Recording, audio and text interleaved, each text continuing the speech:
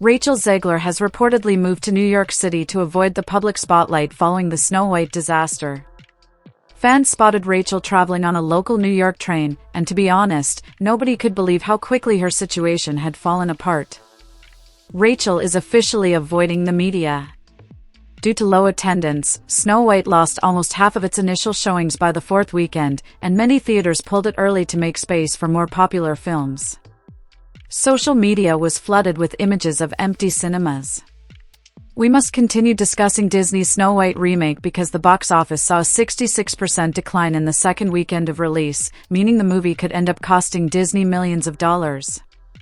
As we already know, the film currently has one of the lowest IMDb ratings of all time, at 1.6 out of 10, and has made $143 million worldwide to date, far less than the $250 million that Disney spent on production and marketing alone.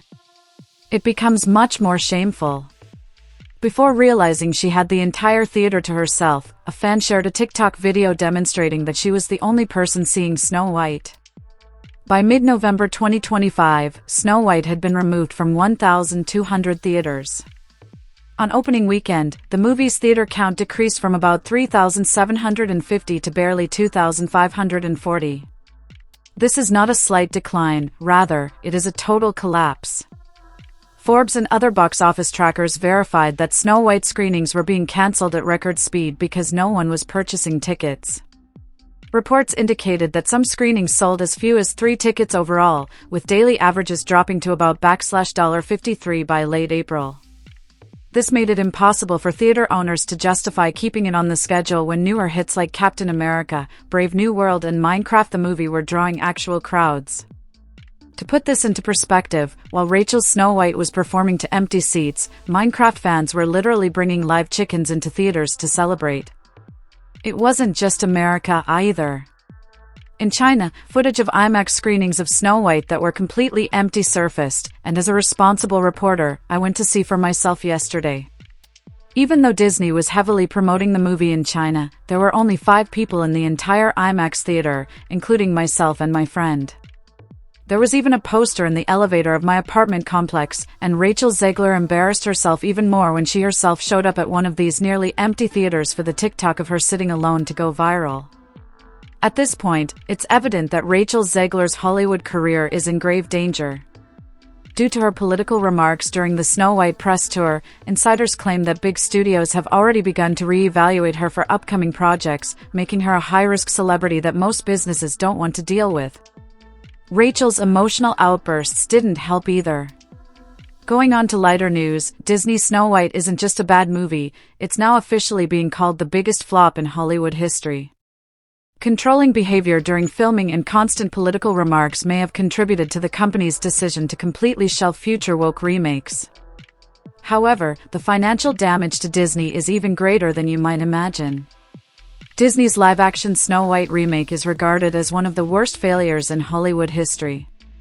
According to a recent Outkick investigation, the harsh financial figures show that since Snow White's final worldwide gross only came to about $195 million, the losses are now predicted to approach $145 million, which is more significant than the first projection of $115 million made by Disney insiders.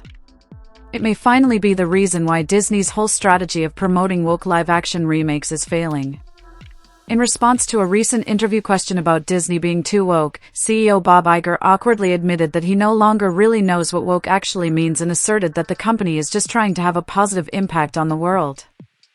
I love what you said about wanting to entertain audiences, but I don't really like the term woke because I think it's an umbrella term that I'm not 100% sure I even know what it means, and one could argue that sometimes it's used too liberally. That said, our primary purpose is to entertain, and where we can do that, obviously we try to have a positive impact on the world, but the first thing we need to do is entertain. However, actions speak louder than words, and thanks to Snow White's flop, Disney has discreetly put its upcoming live-action remake on hold. Tangled was supposed to be Disney's most expensive live-action remake ever.